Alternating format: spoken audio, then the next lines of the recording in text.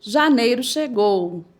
E este mês é o mês da conscientização da saúde mental. Mas você sabe o que é saúde mental? Então, hoje eu vou me apresentar para você. Hoje nós vamos falar sobre saúde mental e eu vou me apresentar. Sou Leila Oliveira, host do Conexões Saudáveis, e estamos aqui com o Dr. Camilo. Tudo bem? Quero agradecer o convite para poder falar um pouco sobre esse tema tão importante e que nós temos ouvido muito nos últimos anos, principalmente pós 2020, né, que nós passamos por aquela situação delicada, e cada vez mais se fala sobre em todas as instituições, ambientes de trabalho, dentro da nossa casa, nas escolas, faculdades. Saúde mental é um tema que realmente tem que ser falado e nós precisamos tentar conscientizar a população, tentar conscientizar os políticos sobre esse tema. Então, agradeço imensamente o convite e vai ser um momento de troca de conhecimentos. Espero poder estar ajudando a todos. Então, gente, para vocês que não conhecem, o Dr. Camilo é neurologista. Entra lá no canal Conexões Saudáveis. Teve um outro momento que ele esteve aqui falando... Eu falei sobre demência de Alzheimer e falando sobre o que sobre o estresse do cuidador. Foi muito interessante esse podcast. Foi muito interessante. Tem um grupo lá especial lá, tem o curso também, gente. Fica ligadinho aí que vocês vão aprender muito mais. Falando de saúde mental, doutor Camilo, as pessoas têm muita dúvida, tem muito tabu em cima da saúde mental. A dificuldade deles de entender o que, na real, é saúde mental. Se eu tenho um problema, qual o problema que realmente fala para mim? Você tem problema mental. Uhum. Saúde mental, antes de qualquer coisa, eu quero explicar um pouco o que é saúde mental, porque é um termo bem aberto e às vezes as pessoas têm uma certa dificuldade de entender.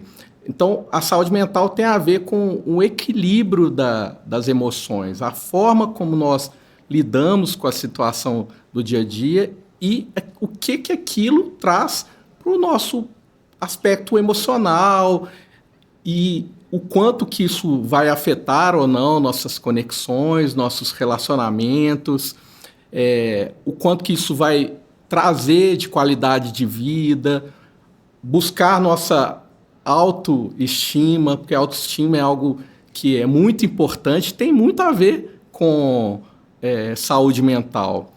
A saúde mental, ela não é a mesma coisa que doença psiquiátrica. Às vezes um indivíduo ele está com a saúde mental prejudicada, está com alguns sintomas de desequilíbrio emocional, uma tristeza maior, uma insegurança maior, mas não preenche os critérios para uma doença psiquiátrica. Por exemplo, uma depressão, um transtorno de ansiedade, um transtorno obsessivo-compulsivo, mas pode ser um sinal de alerta e, caso não seja cuidado, né, esses pontos de desequilíbrio, eles podem evoluir sim para uma doença e, com isso, trazer um prejuízo ainda maior para a qualidade de vida da pessoa. E não só a qualidade de vida dela própria, mas trazer um prejuízo para os relacionamentos familiares, para o relacionamento com a família, trazer um prejuízo no ambiente de trabalho. A saúde mental, ela também está diretamente relacionada com a saúde do cérebro. Uma pessoa que tem uma boa saúde mental é um sinal de que o cérebro dela também está funcionando bem, que os neurônios, né, aquelas produções das substâncias que trazem alegria, prazer, quer dizer que essas substâncias estão sendo produzidas da forma correta. E a saúde mental também ela está diretamente relacionada com a saúde física. Quem tem uma boa saúde mental tem uma tendência a ter um autocuidado maior e, com isso, melhorar a saúde física. E o contrário também acontece. Quem cuida bem do corpo, quem faz os exames de forma regular, quem tem uma alimentação boa, quem tem um sono bom, cuidando da saúde física, também vai refletir na saúde mental. Vai ter uma boa saúde do cérebro. A gente às vezes pensa na questão da mente, né? O que é mente? A mente nada mais é do que uma função do cérebro. Se esse órgão está funcionando bem, a mente também vai funcionar bem. Então, a gente também tem que ter esse entendimento que as pessoas ficam um pouco confusas. De onde que vem uma depressão? Onde que está a depressão? A localização da depressão, se for pensar num órgão, é o cérebro. A localização de um transtorno de ansiedade é no cérebro. A localização do transtorno do afeto bipolar é o cérebro. Pode ter, sim, manifestações no corpo, mas o órgão principal que está envolvido é o cérebro. Então, se cuidamos bem desse órgão tão nobre, né, tão bonito, nós também vamos estar cuidando bem da nossa saúde mental.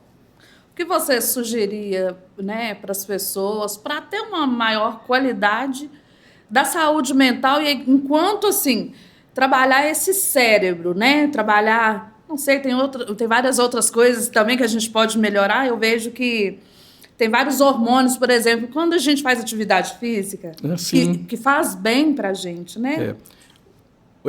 A gente está falando do problema, né? Uma saúde mental ruim.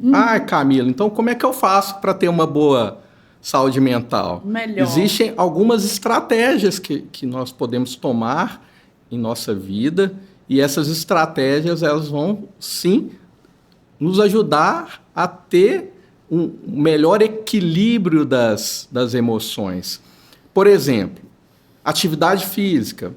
Quando nós praticamos atividade física, o nosso corpo produz substâncias que dão prazer, que dão felicidade, que dão alegria. Principalmente o cérebro produz essas substâncias. Mas hoje a ciência sabe que, inclusive, o músculo, nosso músculo, quando ele é estimulado, ele produz algumas substâncias que trazem sensações de bem-estar. Então, a prática de atividade física é um dos pontos mais importantes para você que quer ter uma boa saúde mental.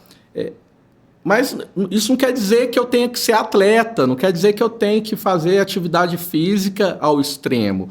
Você tem que escolher aquela atividade física que seja mais adequada para você. Aquela atividade, de preferência, que você tenha uma certa habilidade ou que você tenha uma proximidade. Pode ser academia, pode ser natação, pode ser uma hidroginástica, pode ser uma caminhada, vôlei, uma corrida, vôlei, também. Dançar, que é também um tipo de atividade física. Uma pessoa que te ajudaria a escolher o melhor exercício físico é um profissional da educação física. Então, se você tem dúvida, qual exercício físico melhor para mim? Às vezes você pode procurar um educador físico que ele vai te direcionar para qual exercício é o apropriado para você. E também, dependendo das condições de saúde, é importante também um médico, um cardiologista, saber se você pode fazer algum exercício físico de acordo com sua condição clínica. Então, o ponto mais importante em relação a fortalecimento da nossa saúde mental, para prevenção de doenças relacionadas à mente, doenças psiquiátricas, é o exercício físico. Um outro ponto que também é fundamental, que é muito importante, é a alimentação. Quando temos uma alimentação saudável, uma alimentação rica em verduras, legumes, frutas, uma alimentação que não tem a base naquela alimentação industrializada, isso também vai fazer com que o seu cérebro funcione melhor e, com isso, a sua mente, a sua saúde mental vai ter um melhor equilíbrio. A ingestão excessiva de açúcar, de alimentos que tenham muitos condimentos, conservantes, corantes, isso é prejudicial para o cérebro. Enlatados, né, doutor? Enlatados, embutidos.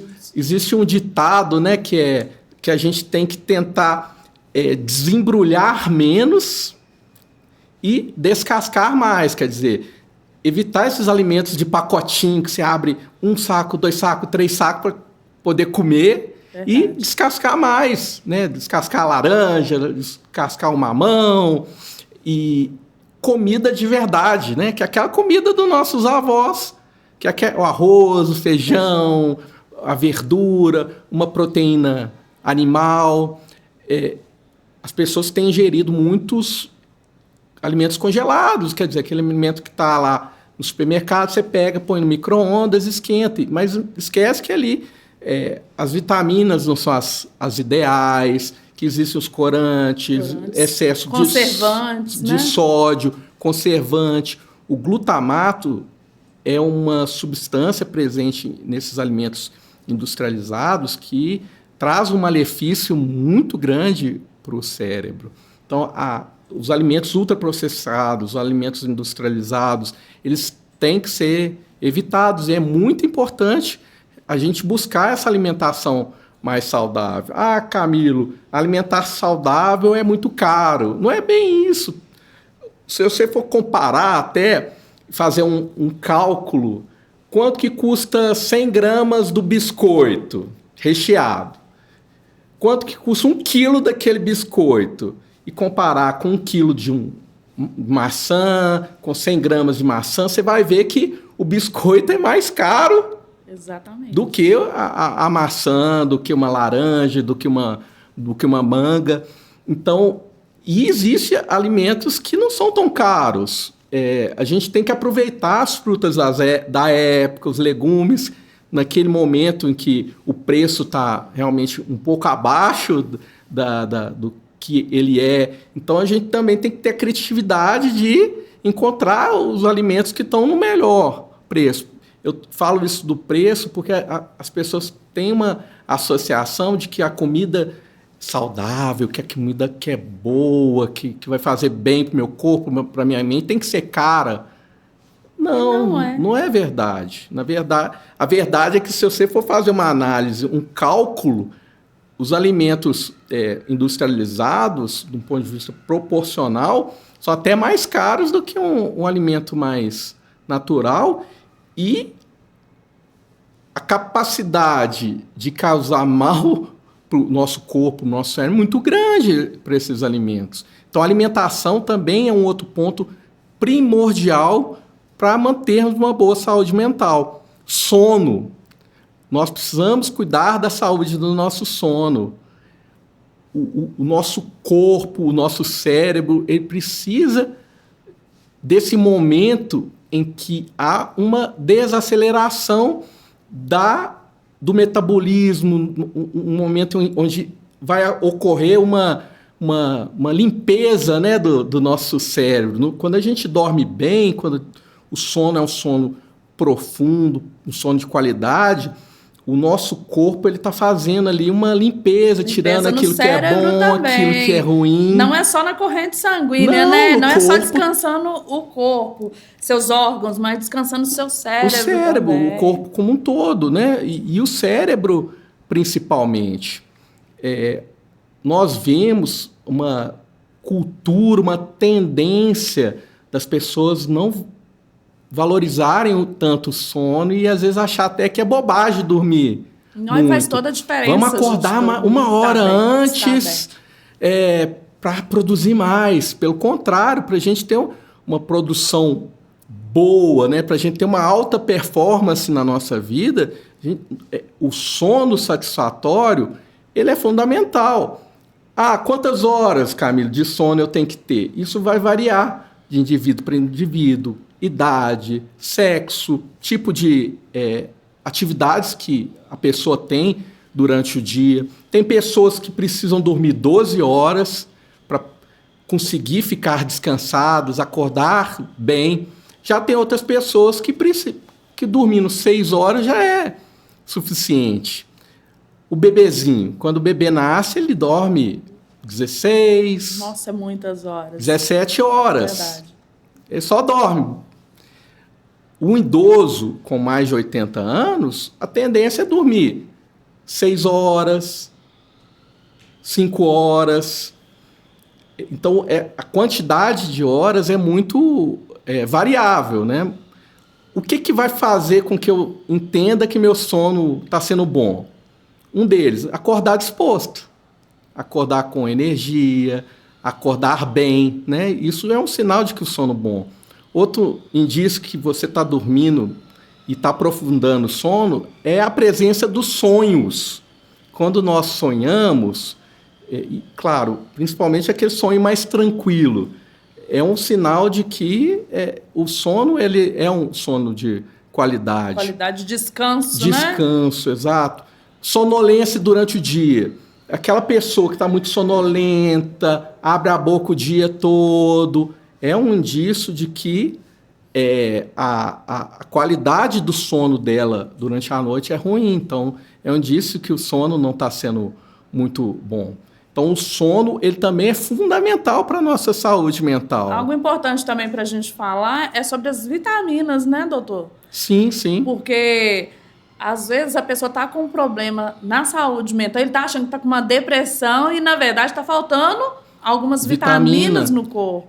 Eu já me deparei durante esses mais de 20 anos dentro da medicina com pessoas fazendo tratamento para depressão e, no final, a conclusão é que era uma anemia mais grave, um hipotireoidismo, uma disfunção da tireoide. Eu já identifiquei alguns pacientes que tinham um quadro de depressão e que naquela primeira análise, que é importante de ser feita, é importante a gente fazer uma análise de exames de sangue de pacientes com algumas queixas. E nessa análise dos exames, ele tinha um hipotireoidismo gravíssimo e que passou batido durante meses, recebendo um diagnóstico de uma depressão maior, sendo que, na verdade, era um transtorno depressivo secundário a um hipotireoidismo. Outro ponto também que pode acontecer são remédios causarem sintomas depressivos. Então, existem alguns medicamentos que eles podem causar sintomas depressivos.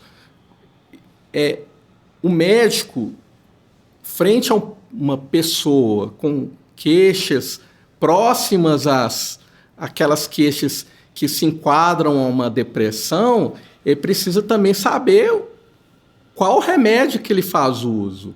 Porque, dependendo, é recomendado você fazer uma substituição de uma medicação. Então, a avaliação da depressão também é uma avaliação mais ampla, uma avaliação holística. Não é só, tô triste, tô sem vontade de viver, tô com pouco apetite, depressão, antidepressivo. Não, você tem que ter essa análise.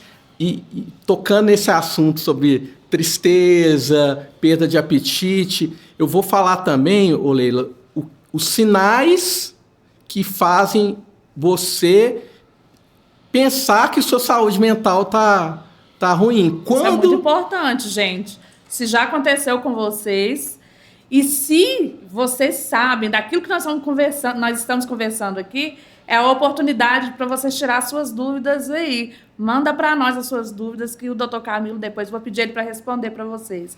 Fala aí, Dr. Camilo. Então, como que eu vou saber se minha saúde mental tá boa? Ou como saber se a saúde mental do meu colega de trabalho, da minha esposa, ela tá boa? Frente a uma pessoa que está reclamando de muita tristeza, que perdeu a vontade de fazer atividades antes prazerosas, pessoas com queixa de cansaço intenso, principalmente aquele cansaço no período da manhã, porque não é normal a gente acordar cansado. Exatamente. De manhã a gente tem que estar disposto, não é sem ativo, energia. Pessoas com queixa de falta de energia pela manhã, alteração do apetite para mais ou para menos, pode ser um indício de que a saúde mental não está legal. Alteração do peso também, um ganho de peso muito grande, ou uma perda de peso também muito grande, que é não explicada por uma dieta, porque às vezes a pessoa está fazendo uma dieta e vai perder peso. Mas nesse caso é diferente, a pessoa está sem interesse, sem vontade, perde vontade de comer e acaba perdendo peso. Então, o ganho ou perda de peso também é um sinal de que talvez a saúde mental não está legal. Outro ponto importante é sono. Indivíduos que estão com um sono ruim, insatisfatório, dormindo poucas horas, ou até mesmo pessoas que estão dormindo em excesso. É comum na depressão acontecer o contrário. A pessoa querer dormir a noite toda, o dia todo. Então, a falta do sono e o excesso do sono também é um sinal de alerta para a possibilidade de um desequilíbrio da saúde mental. Falta de atenção, falta de memória, quer dizer, perda da memória. Uma pessoa jovem que está queixando que a memória não está boa, é um sinal de alerta. Não é normal, aceitável uma pessoa que até então cognitivamente equilibrada, cognitivamente rígida, passar a queixar de memória. Então, esses são alguns sinais de alerta com relação à possibilidade de uma saúde mental ruim. Se minha saúde mental estando ruim, eu vou ter necessariamente uma depressão, eu vou ter necessariamente um transtorno de ansiedade ou algum outro distúrbio psiquiátrico. Não.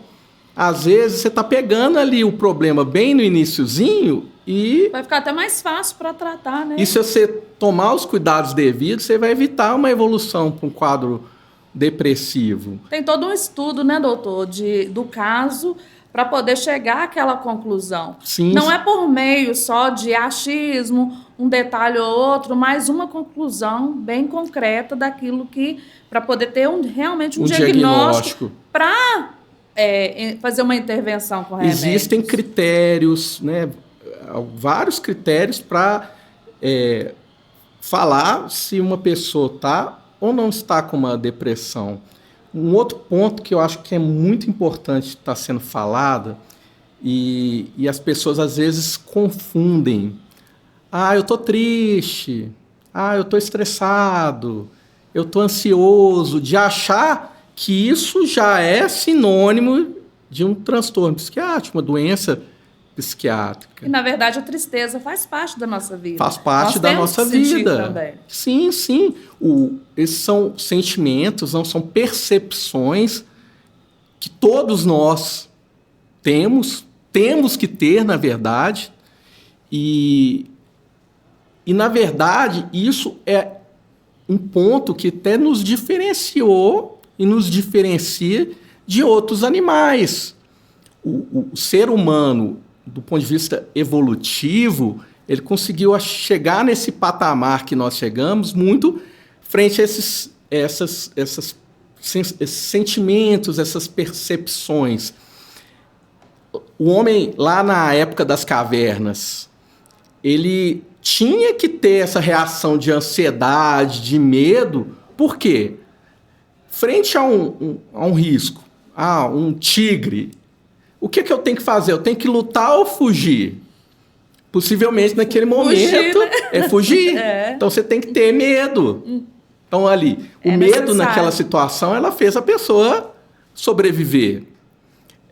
Em uma outra situação, às vezes, um animal de menor porte vai fazer o quê? O homem lutar para conseguir aquele alimento. Então, a ansiedade, ela é importante desde a época lá do homem das cavernas. O medo é importante desde daquela época. A gente precisa de ficar ansiosa em algumas situações para nos preparar também para aquilo que está por vir. Por exemplo, nessa entrevista, no início, eu senti um pouco de ansiedade, meu coração acelerou, eu fiquei suando um pouco mais, minha respiração ficou um pouco mais ofegante. Mas o que aconteceu também? A circulação para o meu cérebro melhorou. A disponibilidade de glicose para o meu cérebro também aumentou. E, com isso, permitiu que eu ficasse num estado de mais alerta. Então, que eu fique mais acordado, mais atento para conseguir captar tudo aquilo que está acontecendo aqui agora. Suas perguntas, as interações dos telespectadores. Então, a ansiedade, o medo, a tristeza são pontos importantes para o ser humano. O grande problema é quando isso ocorre de uma forma muito persistente, na maior parte do tempo, e traz um prejuízo para a qualidade de vida. Traz um prejuízo nos relacionamentos, um prejuízo no trabalho, prejuízo na qualidade de vida propriamente dita. Então, quando isso acontece, é que é indício de que é algo mais. Tá, eu fico triste. É isso, tem que ficar triste mesmo, dependendo da situação. A gente tem que ficar triste. Eu fico ansioso numa prova. Uai, você se preparou para ela? Preparei. Não, mas a ansiedade pode ser boa também. Eu fiquei ansioso. Você se preparou para a prova? Não, não preparei. Você quer o quê, né? Se não preparou, infelizmente, não tem como, né? Não tem como, né? Isso. Você não pode esperar mais do que aquilo que você buscou fazer. Buscou fazer, exato. Então, igual você falou sobre os prejuízos, é só aquilo, gente, que está te causando prejuízo.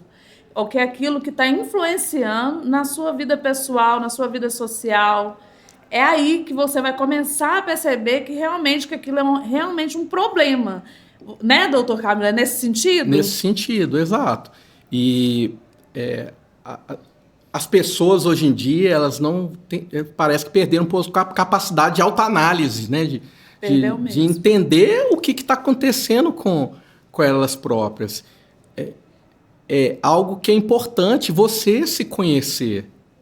Você saber como você é, para a partir disso você ter uma forma de se comparar, de se analisar ao longo da vida. O autoconhecimento, gente, muda a sua vida. Porque a partir do momento que você conhece a sua mente, conhece o seu corpo, você sempre vai se autoanalisar, que é o que o doutor falou. E outra coisa também importante sobre o autoconhecimento. Quando eu tenho autoconhecimento e eu vou para a rede social e aí as pessoas, eu vou procurar um profissional, como o doutor Camilo aqui, para poder entender mais sobre saúde mental. Porque outra coisa que está acontecendo muito, que são muitas informações sobre saúde mental e as pessoas lá vão se perdendo. Essa questão mesmo da ansiedade, essa questão da tristeza, essa questão do sentimento, as pessoas não estão se permitindo sentir. E a gente precisa de sentir. E aí nós vamos falar, por exemplo, sobre o luto. A gente precisa sentir o luto. Não, você não deve chorar. Sim, você precisa chorar. Por quê? Informações... Não chora, não. Não, a pessoa precisa disso. Então, assim, tá tudo... Precisa-se de ter mais informação, mais conteúdo de qualidade, exatamente para essas pessoas que não têm o autoconhecimento, pelo menos ela ter a informação correta. Aproveitando, então, essa levantada de bola, eu convido vocês a se inscrever no Instagram. Meu Instagram é o @Camilo Azeredo. Lá eu falo sobre a saúde do cérebro, eu explico sobre as doenças relacionadas com o cérebro e eu tento dar orientações, dicas sobre prevenção de doenças, porque existem várias formas de nós prevenirmos alguns tipos de doença. E às vezes nós olhamos só do ponto de vista do problema, mas o que fazer para evitar aquilo ou o que fazer para resolver aquilo, as pessoas não estão muito preocupadas com isso. E um ponto que você até falou agora sobre rede social, sabe, Leila? Fez eu pensar num ponto aqui que eu acho que reflete também na saúde mental das pessoas, que é quando você se compara com outra pessoa. E em rede social tem muito isso. Você compara seu momento de vida com o momento de vida de um influencer, com o momento de vida de um esportista, de um momento de vida de um empresário. E isso, para muitas pessoas, acaba trazendo uma certa angústia. Porque a influencer X, ela anda de avião, ela tem uma casa enorme, aparentemente os 3 filhos dela são fantásticos, são uns anjos. Isso é o que as pessoas querem que você enxergue nelas. Isso é o que as pessoas, que os influencers querem que nós vejamos. Esses fragmentos de perfeição. O que é ruim, o que é imperfeito, o que não está em equilíbrio, não é apresentado para nós. Ou se é apresentado em canais de fofoca, por via de outras pessoas, mas não pela própria pessoa, raramente, na verdade. Então, a gente vê os fragmentos daquele dia que fazem a gente pensar que o dia daquela pessoa, daquele indivíduo é perfeito. O cabelo daquela mulher é maravilhoso 24 horas por dia. Ela já acorda maquiada. Fulana é magérrima. Mas aquilo que faz com que ela obtenha essas características, né, esses fenotipos, não é demonstrado, que são os procedimentos cirúrgicos, às vezes o uso de medicamentos emagrecedores, que nem ela tem uma indicação, mas que está usando aquele medicamento para manter um shape perfeito, uso de esteroides. Então, essa comparação, a gente não pode se comparar com o momento do outro. O que eu recomendo a gente se comparar com nós mesmos, com o nosso... Isso é adoecedor. Então, é importante você pensar assim, como que eu era um ano, como eu estou agora, como eu era há 10 anos, como eu estou agora. Então, essa análise, assim, como eu estou hoje, às vezes, só de você fazer esse exercício, como era a minha vida há 20 anos atrás, isso já vai te dar uma energia. Hoje eu tenho uma família, eu consigo trabalhar num local que eu gosto.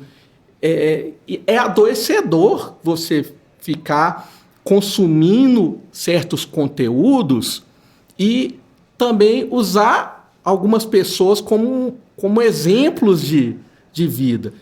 Você está vendo um fragmento dela. Então, saúde mental também tem a ver com quem você se espelha. Então, você tem que se espelhar com pessoas, com personalidades que fizeram algo para a humanidade, que fizeram algo para a ciência, que fizeram algo do ponto de vista religioso, se espelhar naquelas pessoas dentro da sua família que vocês realmente entendem que são pessoas que devem ser espelhadas, seres seu pai, humanos, né, sua doutor? mãe, seu avô, sua avó, Exatamente. Seres humanos, pessoas de verdade. Pessoas reais, vamos dizer assim, que abrem o livro Pessoas reais. da vida de forma escancarada, com qualidades e com defeitos.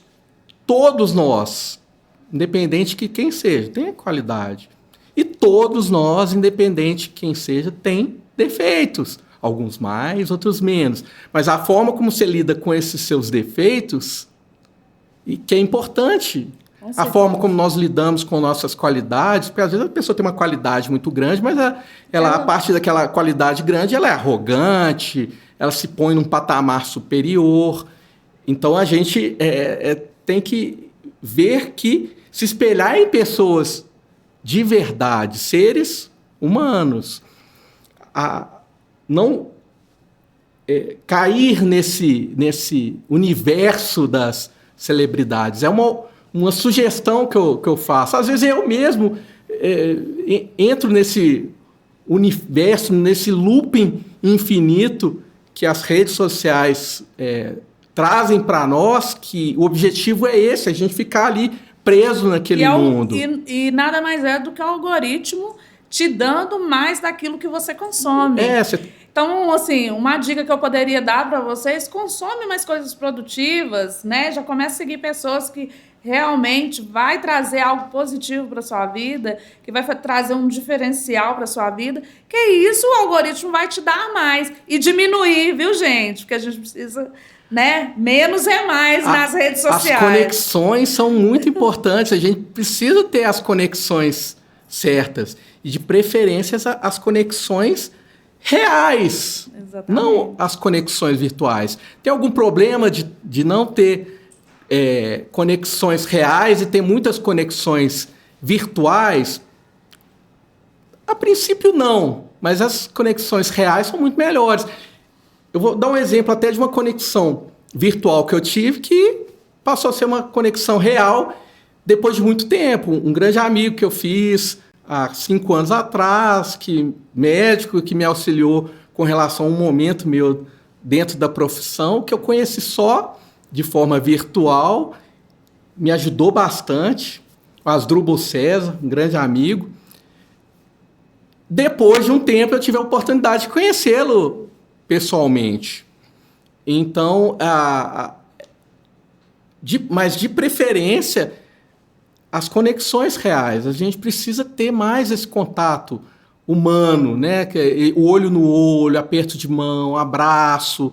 Então, a conexão também é um ponto importante para a nossa saúde mental.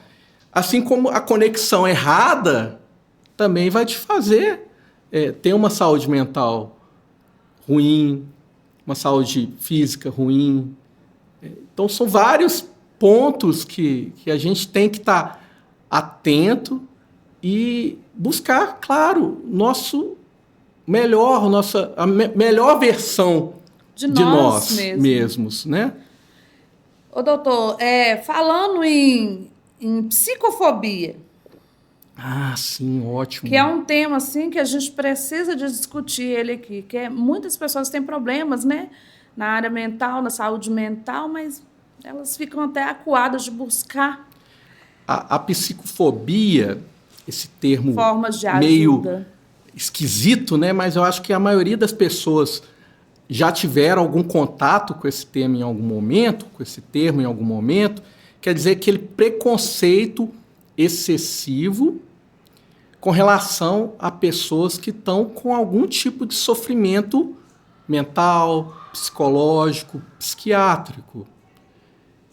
Infelizmente, nós ainda vemos pessoas criticarem outros pelo simples fato dela estar deprimida, por exemplo, de estar com um transtorno de ansiedade, de ter um diagnóstico de um TDAH, de ter um diagnóstico de um transtorno de personalidade borderline, associando essas doenças, esses transtornos, com um caráter fraco, uma falta de fé, levando até para esse ponto da religiosidade.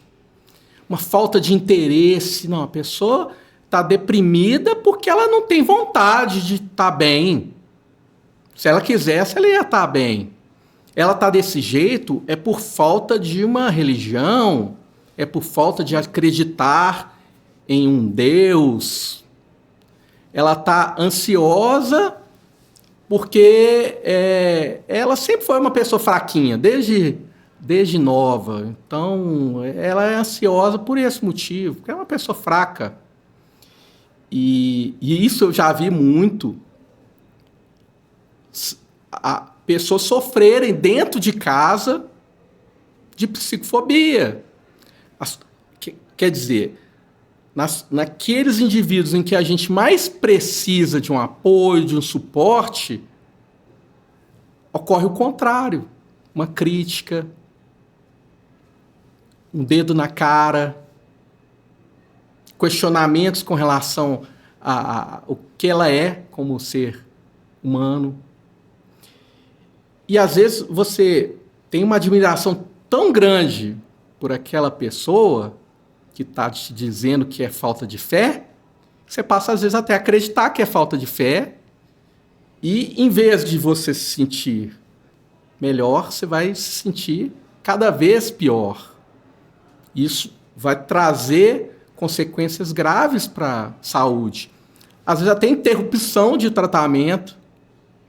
Não, você tem que frequentar religião X, Y, Z. Isso não é crítica à religião, não tem nada a ver com crítica à religião. Eu acho que também é a forma como as pessoas encaram o tema religiosidade. Eu parei de tomar o remédio por indicação. E isso faz com que provavelmente haja um agravamento do quadro Às vezes a pessoa está num processo evolutivo, está em melhora, mas para de tomar, sai daquele...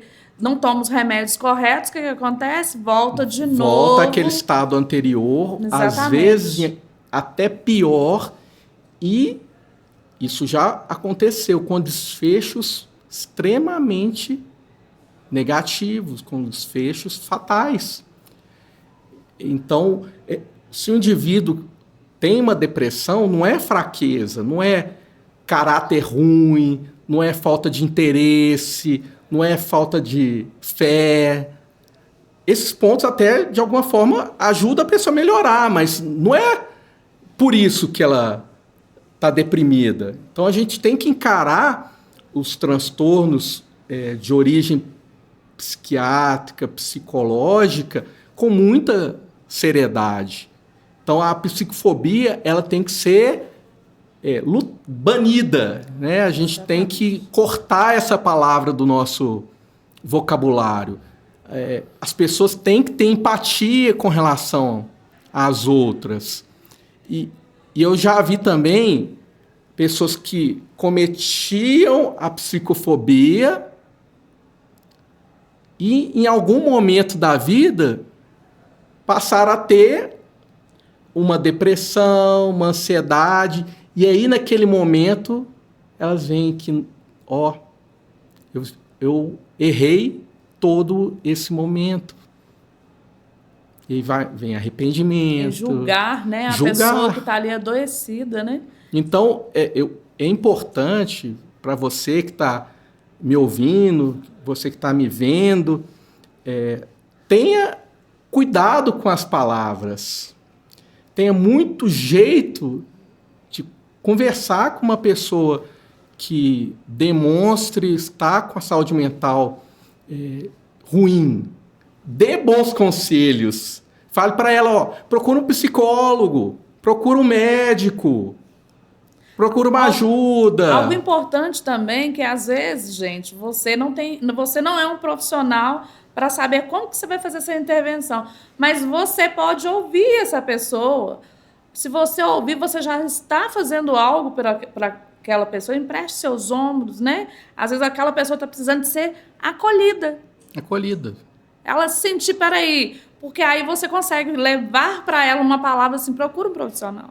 Ela consegue absorver. Mas enquanto ela está naquele momento que para ela também está muito difícil, é difícil para ela ir em busca de um profissional, mas ela acolhida, ela já vai se sentir mais tranquila para fazer.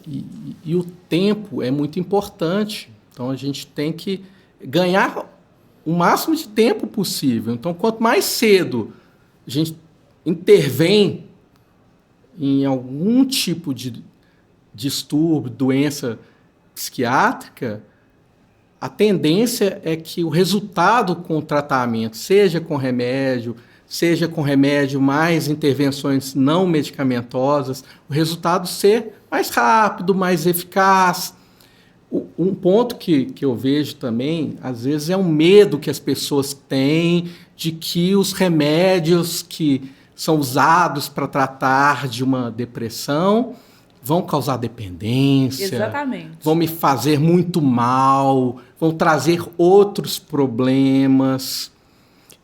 E a maior parte dessas informações não são verdadeiras. Os medicamentos, quando indicados por um médico competente, com um médico que tem uma experiência em tratamento dessas condições, na grande maior parte das vezes, não vão causar nenhum problema para a pessoa, não vão causar uma dependência, não vão causar nenhum desequilíbrio, nenhuma disfunção grave em órgãos. Mas, claro, tem que ter esse acompanhamento correto. Tem que ter um profissional certo para estar fazendo esse gerenciamento do cuidado. Até porque tem um tempo, né, de tomar os remédios, mas também tem um tempo do desmame, né, que você vai parar conforme a indicação do médico. Não é uma coisa assim, eu fiz por minha... É um profissional. É o profissional. Eu vou ter que tomar esse remédio para a vida toda. Na maior parte das vezes, não. Na maior parte das vezes, o tratamento tem início, meio e fim. Existem aqueles casos mais graves em que a pessoa tem que utilizar uma medicação por um período mais longo de tempo. Existe. Mas a grande maioria dos casos é um tratamento que tem um tempo ali de 1 ano, em média. Então, não tem cabimento, não tem realmente... A gente não pode aceitar, em pleno 2026, as pessoas não aceitarem os tratamentos medicamentosos, terem medos desse tipo de remédio.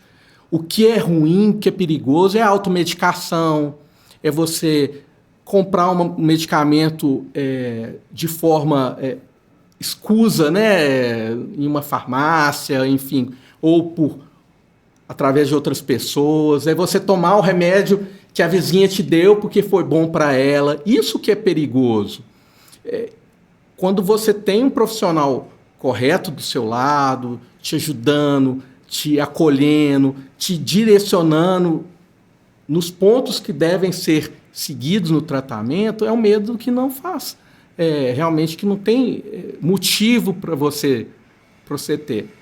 Tem remédio que causa dependência? Tem, mas a fração é mínima. E geralmente quando causa algum tipo de dependência é porque ou a pessoa se automedicou, ou porque ela aumentou o remédio por conta própria, ou porque não está fazendo um acompanhamento com o profissional certo. Então, não é para vocês terem medo de remédio. Não é para ter medo de um antidepressivo, de um medicamento para tratamento de ansiedade, de uma fobia social, tratamento de TDAH. Não pode ter esse medo. O medo, nesse sentido, ele vai retardar o seu processo de tratamento, vai retardar seu processo de cura. Procure as pessoas certas. Às vezes você tem um médico na família que não é especialista e, na melhor das intenções, o médico te passa um remédio lá, mas às vezes ele não tem tanto conhecimento daquilo e acaba prejudicando o familiar. Então procure as pessoas certas. Você até comentou sobre desmame, né? É importante que a retirada do remédio seja feita por um profissional médico. É importante, de preferência, para o médico que primeiro indicou o tratamento. Então, aquele negócio, vou parar de tomar o remédio hoje. Essa retirada da medicação, dependendo de qual tipo de medicamento pode trazer sintomas graves, uma abstinência grave, em alguns casos até crises convulsivas. Então, o desmame, a retirada de um medicamento tem que ser feito com auxílio médico, com cuidado médico, com a orientação de um médico. Olha só, gente, quanta informação, hein? Presta atenção aí que é uma coisa assim que acontece e muito. A gente vê as pessoas tendo esse tipo de comportamento. Mas, doutor, tem uma pergunta assim que não quer calar. Sobre eu não sei se eu vou saber falar direito, burnout. Sim, síndrome de burnout. Burnout. Isso. E como que ela se desenvolve? Quais os sinais que indicam o esgotamento emocional? Queria trazer essa pergunta, gente, porque eu sei que dentro da área da saúde mental é uma que a gente tem muita dúvida sobre isso. A gente percebe que hoje, na nossa correria do dia a dia, a gente faz muitas coisas ao longo do dia, trabalho, estuda e, enfim, não tem muito tempo para muita coisa, né? E infelizmente, essa síndrome está aí e cada vez mais está aumentando, né? Na população. Na população em geral, num mundo extremamente competitivo, onde nós temos um nível de cobrança muito alto em vários níveis, cada vez é mais frequente a síndrome de burnout. E o que é a síndrome de burnout? A síndrome de burnout é um esgotamento físico e emocional que está relacionado com o trabalho, com a profissão da pessoa. Então, algumas profissões, elas são mais expostas para esse tipo de síndrome. Por exemplo, professores, quem trabalha na segurança pública, policiais, etc., profissionais da área de saúde, onde o excesso de trabalho, horas trabalhadas, aquela carga de estresse que o indivíduo carrega, né, no caso da saúde, ter que tomar a decisão certa, rápida, e aquilo pode ser a diferença entre a vida e a morte. Isso pode trazer para o indivíduo um cansaço, uma sobrecarga que se manifesta no corpo através de dores musculares, dor de cabeça, pode causar dores articulares, dores no peito, que simula até uma angina, um infarto, mas que, na verdade, é uma manifestação do esgotamento que é proveniente da profissão que o indivíduo exerce. Profissões que trabalham com metas também são muito expostas ao burnout. Sintomas emocionais também podem ocorrer, tristeza, angústia, apatia, desânimo. Então, vai afetar a esfera física e a esfera emocional. E, em alguns momentos, evolui até para uma depressão maior, para um transtorno de ansiedade, com necessidade de intervenções com medicamento. Existe um cuidado e uma atenção atual muito grande com o burnout, tanto que agora as empresas têm que estar dando orientações para os funcionários com relação à saúde mental. Então, a saúde mental ela está entrando no ambiente de trabalho, né, corporativo. Isso é importante, por quê? Porque vai diminuir o absenteísmo, né, que a pessoa tem que pegar muito atestado porque não está bem. Exatamente. Aquela pessoa que pega muito atestado porque está sempre com dor de cabeça, porque está sempre queixando dor no corpo, dor na barriga. E, às vezes, do ponto de vista estrutural do órgão, está tudo ok.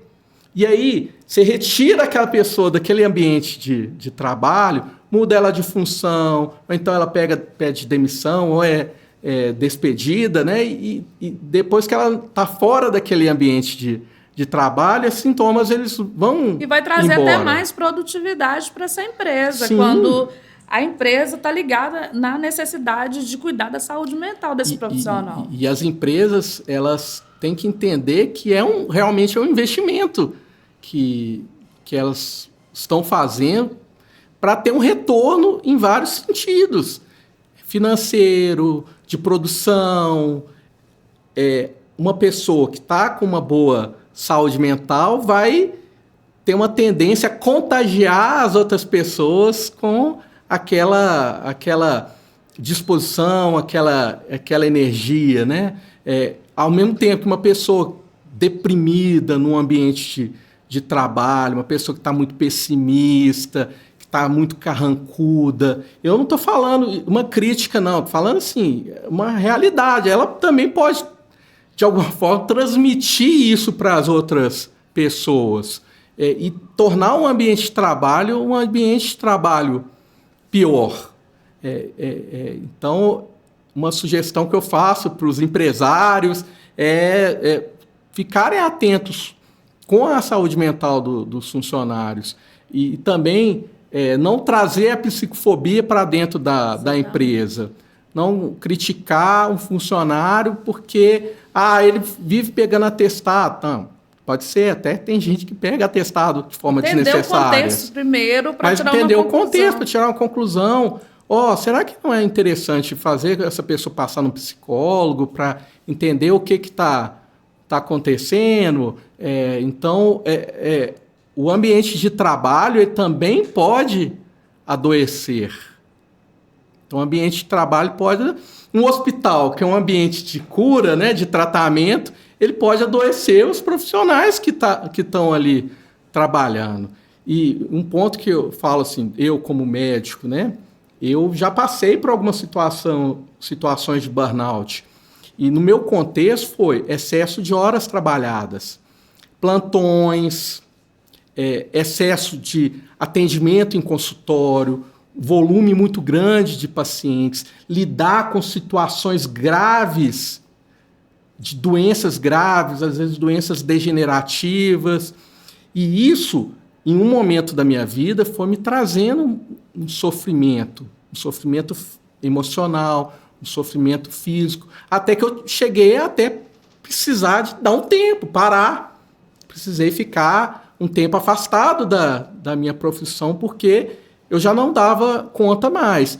Mas, a partir disso, eu analisei toda a minha vida, todo o meu contexto e pensei, o que eu posso fazer para tornar a minha vida mais leve? Eu amo a medicina, eu adoro ajudar as pessoas, mas naquele momento... Quem estava precisando de ajuda era você. Quem precisava de ajuda era eu, e eu estava perdendo esse amor, essa paixão, esse cuidado que eu tinha com relação às pessoas. Então, naquele momento, eu passei a analisar e ver o que eu posso fazer para cuidar da minha saúde. Deixei de dar plantões noturnos, então melhorei o sono. Passei a alimentar, na maior parte dos dias, na minha casa, então melhorei minha alimentação. Comecei a fazer atividade física. Procurei a ajuda de um psicólogo, procurei a ajuda de um médico. Gente, médico precisa de médico também, precisa tomar remédio. Então, eu analisei aquela situação e vi onde que eu podia estar agindo, onde que eu poderia estar buscando ajuda, solução. E, a partir disso, as coisas foram se encaixando novamente. Então, a saúde mental ela pode estar desequilibrada, né? Pode ter um desequilíbrio da saúde mental em qualquer pessoa. Não é uma doença só de XYZ. Exatamente. Não escolhe, não, escolhe. Gente. É homem, mulher, é rico, é pobre. Todos. É até importante a gente salientar também, doutor, a questão da taxa de homens, né, que tentam o suicídio. Pela sobrecarga também, mental, social, porque a sociedade prega um homem também que ele dá conta de tudo, e muitas das vezes tem pessoas dentro de uma empresa adoecido, tem pessoas ali dando conta da família, mas está muito adoecido, um homem ou mulher, assim, mas assim, eu estou querendo trazer muito essa questão do homem. Então, assim, a gente vê muito isso. E aí, o que você poderia falar nesse caso? Né, os homens estão muito adoecidos e a taxa de suicídio cada dia mais tem aumentado bem na relação com o homem. O que eu vejo? Tem essa questão cultural que você mesmo citou, né? O homem ele tem, culturalmente, é o provedor, tem que ser o modelo dentro de casa, tem que estar sempre firme, prover em vários sentidos. Isso traz uma pressão muito, muito grande. E para o homem é mais difícil aceitar que aquela tristeza, que aquela falta de energia, que aquele desânimo, que aquela queda do libido é decorrente de um problema de ordem emocional, psicológica, psiquiátrica. Então, o homem ele tem essa dificuldade de aceitar. E, às vezes, a sociedade também mostra para o homem que ele tem que ser sempre forte, duro, que depressão é algo que mulher só sofre, que isso torna ele menos homem, né? E entra até nessa questão da masculinidade.